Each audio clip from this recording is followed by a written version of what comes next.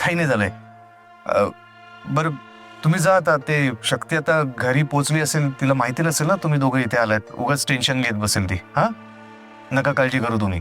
शिवा, मला खरं खरं सांगा, नक्की काही प्रॉब्लेम नसतो ना? अम्मा, मी सांगतोय ना, काहीही टेन्शन नाहीये.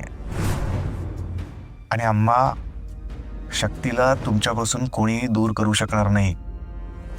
शक्तीची आणि तुमची कोणीही ताटातूट करणार नाही.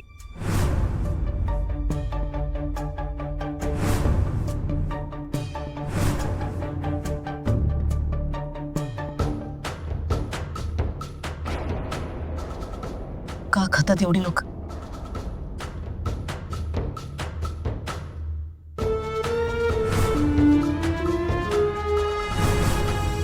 बा चेतकोबा, तू सांगितल्याप्रमाणे आज तुला तिसरा आणि चौथा बळी अर्पण करणार आहे.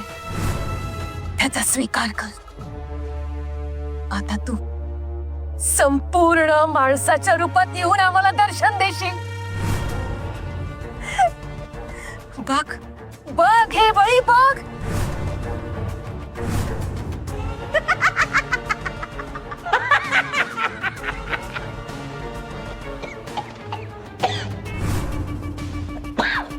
झालं? कोयता आणून दे.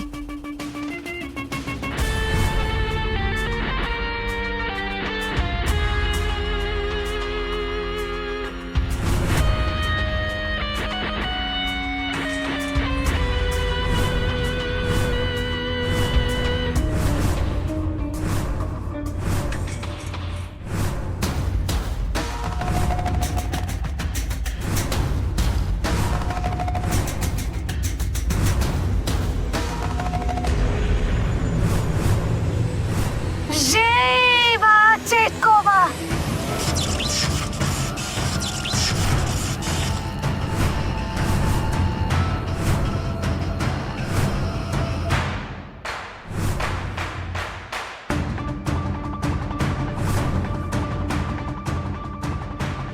हा काय प्रकार आहे?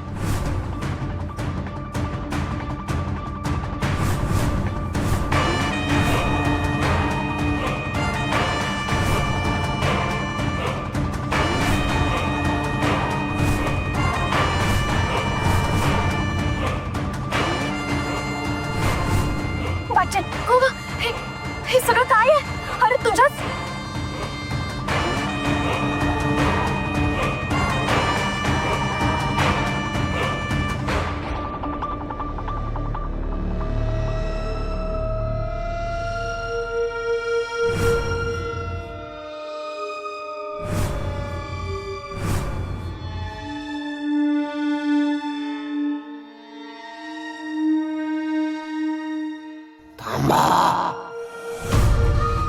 हे बळी या गुहेत द्यायचे नाहीयेत.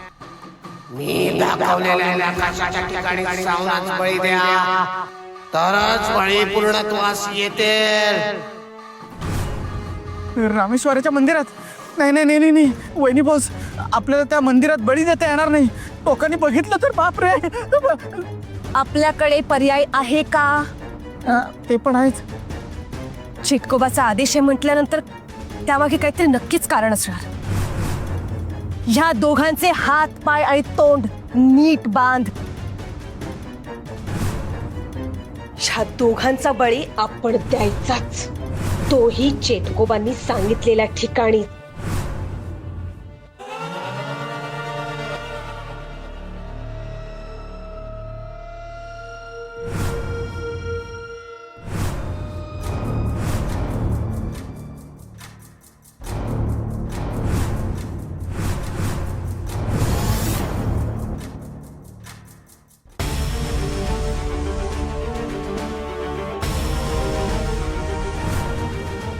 मंदिर, रामेश्वराचं मंदिर, ते इतकं डेंजर, आणि मला का दिसलं?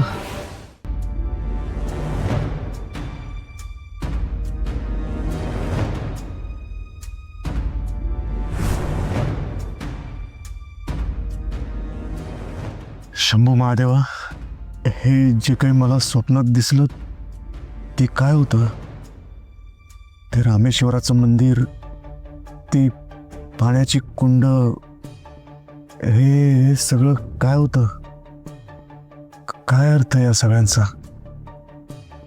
संकेत देतोयस का तू? काही सांगू पाहतोयस?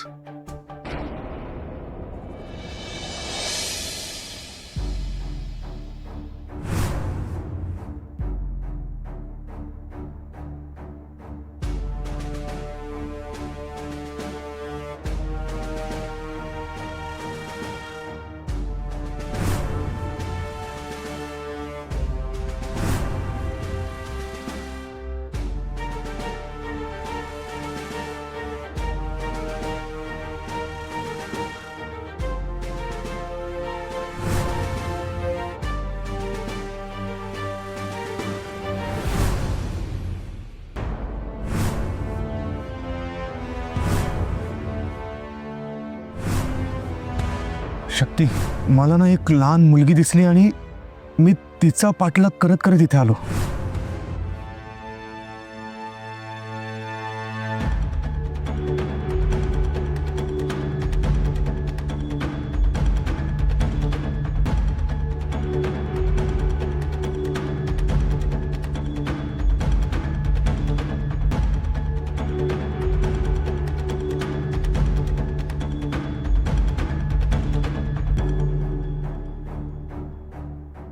शिवाला बंगल्यावर दिसलेली लहान मुलगी आणि मला बंगल्यावर दिसणारी लहान मुलगी एकच असेल का? आणि जर ती एकच असेल तर ती फक्त आम्हा दोघांनाच का दिसते? शिवा म्हणाला कदाचित तो त्याचा भास असेल, पण त्याला का भास होईल? आणि झालाच तरी त्यात लहान मुलीचाच का होईल?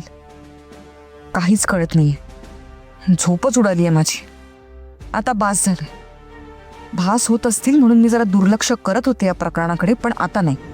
आता ती मुलगी कोण, कुठली, तीच शिवाला दिसली असेल तर का दिसली असेल या सगळ्याच्या मुळाशी जावंच लागणार.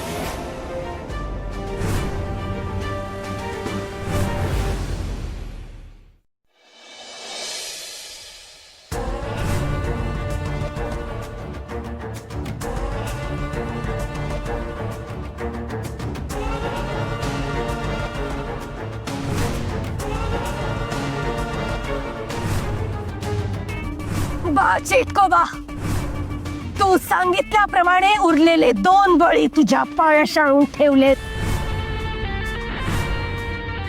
आता तू सांगितल्या वेळेत ते तुला अर्पण सुद्धा करू. त्यानंतर तू माणसाच्या रूपात येशील.